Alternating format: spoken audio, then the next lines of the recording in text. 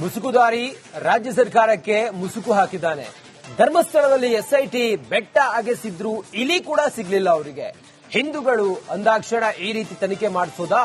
ಮಸೀದಿ ವಿರುದ್ಧ ಆರೋಪ ಬಂದಿದ್ರೆ ಹೀಗೆ ಅಗಿತಾ ಇದ್ರಾ ಮಸೀದಿ ಸುತ್ತಮುತ್ತ?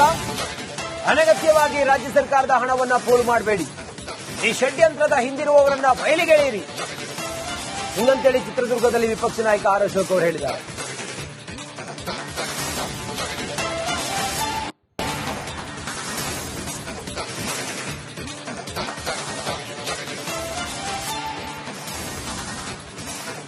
ನೋಡಿ, ಬಿಜೆಪಿ ಅವರು ಹೇಳ್ತಾ ಇರೋದು ನಮ್ಮ ಪಾವಿತ್ರ್ಯ ಕ್ಷೇತ್ರ ಧರ್ಮಸ್ಥಳ ಅಲ್ಲಿ ಅಪವಿತ್ರ ಆಗ್ತಾ ಇದೆ, ಅಪಚಾರ ಆಗ್ತಾ ಇದೆ ಅನ್ನೋದು. ನೀವೇನ್ ಮಾಡಿದ್ರಿ? ಬೆಟ್ಟ ಅಗೆದು ಇಲಿ ಕೂಡ ಸಿಗ್ಲಿಲ್ಲ ನಿಮಗೆ. ಯಾವ್ದಾದ್ರೂ ಮಸೀದಿ ಆಗಿದ್ದಿದ್ರೆ ನೀವು ಹೀಗೆ ಅಗಿತಾ ಇದ್ರಾ? ದೇವಸ್ಥಾನ ಆಗ್ಲಿಕ್ಕೆ ಹೋಗಿ ನೀವು ಹೀಗೆಲ್ಲ ಮಾಡಿದ್ರಿ. ಸರ್ಕಾರದ ವಿರುದ್ಧ ಕಿಡಿಕಾರಿದ್ದಾರೆ ಚಿತ್ರದುರ್ಗದಲ್ಲಿ ವಿಪಕ್ಷ ನಾಯಕ ಆರ್ ಅಶೋಕ್.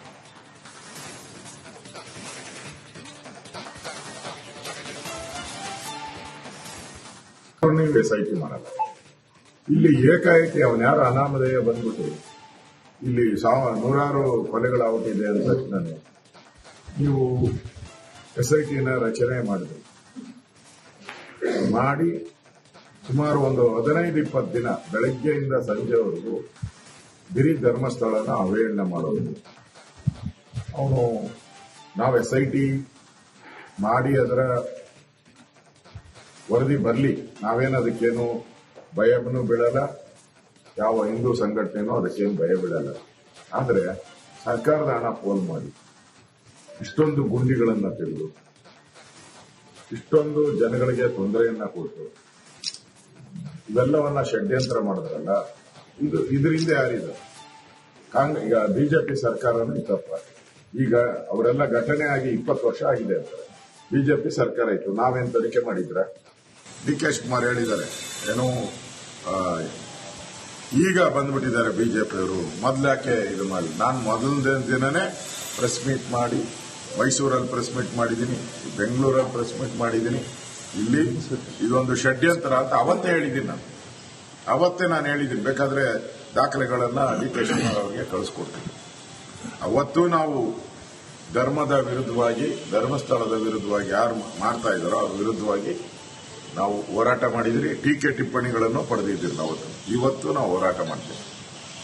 ಕಾಂಗ್ರೆಸ್ ಅವರು ಆಗ ಎಸ್ಐಟಿ ಮಾಡುವಾಗ ಈ ಅನಾಮಧೇಯನಿಗೆ ವೈಭವೀಕರಿಸುವಾಗ ಮುಸುಕುದಾರಿ ರಾಜ್ಯ ಸರ್ಕಾರಕ್ಕೆ ಮುಸುಕು ಹಾಕಿದ್ದಾನೆ.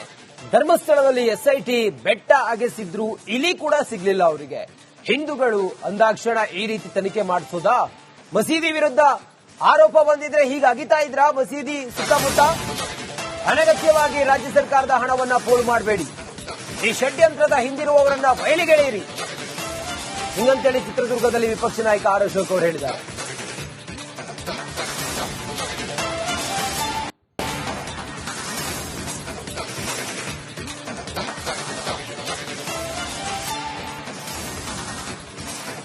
ನೋಡಿ, ಬಿಜೆಪಿ ಅವರು ಹೇಳ್ತಾ ಇರೋದು ನಮ್ಮ ಪಾವಿತ್ರ್ಯ ಕ್ಷೇತ್ರ ಧರ್ಮಸ್ಥಳ ಅಲ್ಲಿ ಅಪವಿತ್ರ ಆಗ್ತಾ ಇದೆ, ಅಪಚಾರ ಆಗ್ತಾ ಇದೆ ಅನ್ನೋದು. ನೀವೇನ್ ಮಾಡಿದ್ರಿ? ಬೆಟ್ಟ ಅಗೆದು ಇಲಿ ಕೂಡ ಸಿಗ್ಲಿಲ್ಲ ನಿಮಗೆ. ಯಾವ್ದಾದ್ರೂ ಮಸೀದಿ ಆಗಿದ್ದಿದ್ರೆ ನೀವು ಹೀಗೆ ಅಗಿತಾ ಇದ್ರಾ? ದೇವಸ್ಥಾನ ಆಗ್ಲಿಕ್ಕೆ ಹೋಗಿ ನೀವು ಹೀಗೆಲ್ಲ ಮಾಡಿದ್ರಿ. ಸರ್ಕಾರದ ವಿರುದ್ಧ ಕಿಡಿಕಾರಿದ್ದಾರೆ ಚಿತ್ರದುರ್ಗದಲ್ಲಿ ವಿಪಕ್ಷ ನಾಯಕ ಆರ್ ಅಶೋಕ್.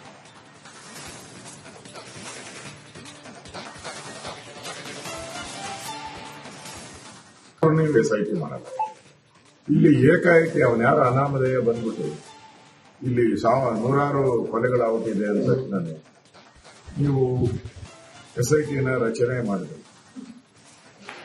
ಮಾಡಿ ಸುಮಾರು ಒಂದು 15-20 ದಿನ ಬೆಳಗ್ಗೆಯಿಂದ ಸಂಜೆವರೆಗೂ ಬಿರಿ ಧರ್ಮಸ್ಥಳನ ಅವಹೇಳನ ಮಾಡೋದು.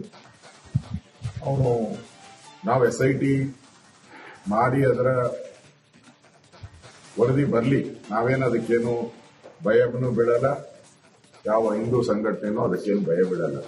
ಆದರೆ ಸರ್ಕಾರದ ಹಣ ಪೋಲ್ ಮಾಡಿ ಇಷ್ಟೊಂದು ಗುಂಡಿಗಳನ್ನ ತೆಗೆದು ಇಷ್ಟೊಂದು ಜನಗಳಿಗೆ ತೊಂದರೆಯನ್ನ ಕೊಟ್ಟು ಇವೆಲ್ಲವನ್ನ ಷಡ್ಯಂತ್ರ ಮಾಡಿದ್ರಲ್ಲ, ಇದರಿಂದ ಯಾರಿದೆ?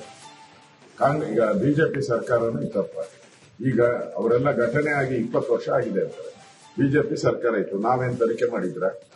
ಡಿ ಕೆ ಶಿವಕುಮಾರ್ ಹೇಳಿದ್ದಾರೆ, ಏನು ಈಗ ಬಂದ್ಬಿಟ್ಟಿದ್ದಾರೆ ಬಿಜೆಪಿಯವರು, ಮೊದ್ಲಾಕೆ ಇದು ಮಾಡಿ. ನಾನು ಮೊದಲನೇ ದಿನನೇ ಪ್ರೆಸ್ ಮೀಟ್ ಮಾಡಿ, ಮೈಸೂರಲ್ಲಿ ಪ್ರೆಸ್ ಮೀಟ್ ಮಾಡಿದ್ದೀನಿ, ಬೆಂಗಳೂರಲ್ಲಿ ಪ್ರೆಸ್ ಮೀಟ್ ಮಾಡಿದ್ದೀನಿ. ಇಲ್ಲಿ ಇದೊಂದು ಷಡ್ಯಂತ್ರ ಅಂತ ಅವತ್ತೇ ಹೇಳಿದ್ದೀನಿ ನಾನು. ಅವತ್ತೇ ನಾನು ಹೇಳಿದ್ದೀನಿ, ಬೇಕಾದ್ರೆ ದಾಖಲೆಗಳನ್ನ ಡಿ ಕೆ ಶಿವಕುಮಾರ್ ಅವರಿಗೆ ಕಳಿಸ್ಕೊಡ್ತೀನಿ. ಅವತ್ತು ನಾವು ಧರ್ಮದ ವಿರುದ್ಧವಾಗಿ, ಧರ್ಮಸ್ಥಳದ ವಿರುದ್ಧವಾಗಿ ಯಾರು ಮಾಡ್ತಾ ಇದ್ದಾರೋ ಅವ್ರ ವಿರುದ್ಧವಾಗಿ ನಾವು ಹೋರಾಟ ಮಾಡಿದ್ರಿ. ಟೀಕೆ ಟಿಪ್ಪಣಿಗಳನ್ನು ಪಡೆದಿದ್ದೀವಿ ನಾವು. ಇವತ್ತು ನಾವು ಹೋರಾಟ ಮಾಡ್ತೀವಿ. ಕಾಂಗ್ರೆಸ್ ಅವರು ಆಗ SIT ಮಾಡುವಾಗ, ಈ ಅನಾಮಧೇಯನ್ಗೆ ವೈಭವೀಕರಿಸುವಾಗ ಮುಸುಕುದಾರಿ ರಾಜ್ಯ ಸರ್ಕಾರಕ್ಕೆ ಮುಸುಕು ಹಾಕಿದ್ದಾನೆ. ಧರ್ಮಸ್ಥಳದಲ್ಲಿ SIT ಬೆಟ್ಟ ಅಗೆಸಿದ್ರು ಇಲಿ ಕೂಡ ಸಿಗ್ಲಿಲ್ಲ ಅವರಿಗೆ. ಹಿಂದೂಗಳು ಅಂದಾಕ್ಷಣ ಈ ರೀತಿ ತನಿಖೆ ಮಾಡಿಸೋದಾ? ಮಸೀದಿ ವಿರುದ್ಧ ಆರೋಪ ಬಂದಿದ್ರೆ ಹೀಗೆ ಅಗಿತಾ ಇದ್ರ ಮಸೀದಿ ಸುತ್ತಮುತ್ತ? ಅನಗತ್ಯವಾಗಿ ರಾಜ್ಯ ಸರ್ಕಾರದ ಹಣವನ್ನ ಪೋಲು ಮಾಡಬೇಡಿ. ಈ ಷಡ್ಯಂತ್ರದ ಹಿಂದಿರುವವರನ್ನ ಬಯಲಿಗೆಳೆಯಿರಿ ಹಿಂಗಂತೇಳಿ ಚಿತ್ರದುರ್ಗದಲ್ಲಿ ವಿಪಕ್ಷ ನಾಯಕ ಆರ್ ಅಶೋಕ್ ಅವರು ಹೇಳಿದ್ದಾರೆ.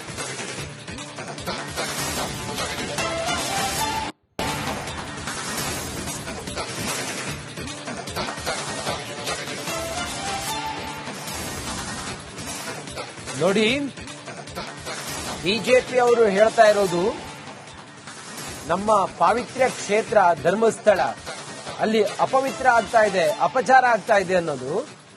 ನೀವೇನ್ ಮಾಡಿದ್ರಿ? ಬೆಟ್ಟ ಅಗೆದು ಇಲಿ ಕೂಡ ಸಿಗ್ಲಿಲ್ಲ ನಿಮಗೆ. ಯಾವ್ದಾದ್ರೂ ಮಸೀದಿ ಆಗಿದ್ದಿದ್ರೆ ನೀವು ಹೀಗೆ ಅಗಿತಾ ಇದ್ರಾ? ದೇವಸ್ಥಾನ ಆಗ್ಲಿಕ್ಕೆ ಹೋಗಿ ನೀವು ಹೀಗೆಲ್ಲ ಮಾಡಿದ್ರಿ. ಸರ್ಕಾರದ ವಿರುದ್ಧ ಕಿಡಿಕಾರಿದ್ದಾರೆ ಚಿತ್ರದುರ್ಗದಲ್ಲಿ ವಿಪಕ್ಷ ನಾಯಕ ಆರ್ ಅಶೋಕ್.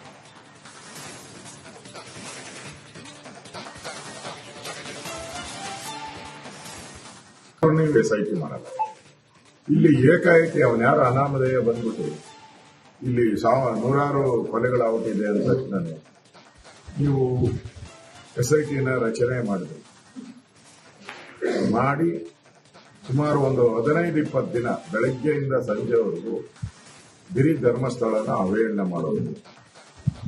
ಅವನು ನಾವು SIT ಮಾಡಿ ಅದರ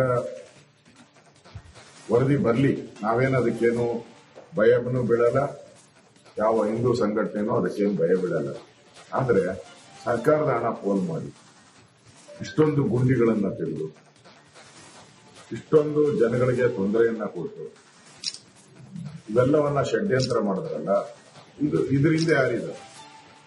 ಈಗ ಬಿಜೆಪಿ ಸರ್ಕಾರನೂ ತಪ್ಪ. ಈಗ ಅವರೆಲ್ಲ ಘಟನೆ ಆಗಿ 20 ವರ್ಷ ಆಗಿದೆ ಅಂತಾರೆ. ಬಿಜೆಪಿ ಸರ್ಕಾರ ಇತ್ತು, ನಾವೇನ್ ತನಿಖೆ ಮಾಡಿದ್ರ? ಡಿ ಕೆ ಶಿವಕುಮಾರ್ ಹೇಳಿದ್ದಾರೆ, ಏನು ಈಗ ಬಂದ್ಬಿಟ್ಟಿದ್ದಾರೆ ಬಿಜೆಪಿಯವರು, ಮೊದ್ಲಾಕೆ ಇದು ಮಾಡಿ. ನಾನು ಮೊದಲನೇ ದಿನನೇ ಪ್ರೆಸ್ ಮೀಟ್ ಮಾಡಿ, ಮೈಸೂರಲ್ಲಿ ಪ್ರೆಸ್ ಮೀಟ್ ಮಾಡಿದ್ದೀನಿ, ಬೆಂಗಳೂರಲ್ಲಿ ಪ್ರೆಸ್ ಮೀಟ್ ಮಾಡಿದ್ದೀನಿ. ಇಲ್ಲಿ ಇದೊಂದು ಷಡ್ಯಂತ್ರ ಅಂತ ಅವತ್ತೇ ಹೇಳಿದ್ದೀನಿ ನಾನು. ಅವತ್ತೇ ನಾನು ಹೇಳಿದ್ದೀನಿ, ಬೇಕಾದ್ರೆ ದಾಖಲೆಗಳನ್ನ ಡಿ ಕೆ ಶಿವಕುಮಾರ್ ಅವರಿಗೆ ಕಳಿಸ್ಕೊಡ್ತೀನಿ. ಅವತ್ತು ನಾವು ಧರ್ಮದ ವಿರುದ್ಧವಾಗಿ, ಧರ್ಮಸ್ಥಳದ ವಿರುದ್ಧವಾಗಿ ಯಾರು ಮಾಡ್ತಾ ಇದ್ದಾರೋ ಅವ್ರ ವಿರುದ್ಧವಾಗಿ ನಾವು ಹೋರಾಟ ಮಾಡಿದ್ರಿ. ಟೀಕೆ ಟಿಪ್ಪಣಿಗಳನ್ನು ಪಡೆದಿದ್ದೀವಿ ನಾವು. ಇವತ್ತು ನಾವು ಹೋರಾಟ ಮಾಡ್ತೀವಿ. ಕಾಂಗ್ರೆಸ್ ಅವರು ಆಗ SIT ಮಾಡುವಾಗ, ಈ ಅನಾಮಧೇಯನ್ಗೆ ವೈಭವೀಕರಿಸುವಾಗ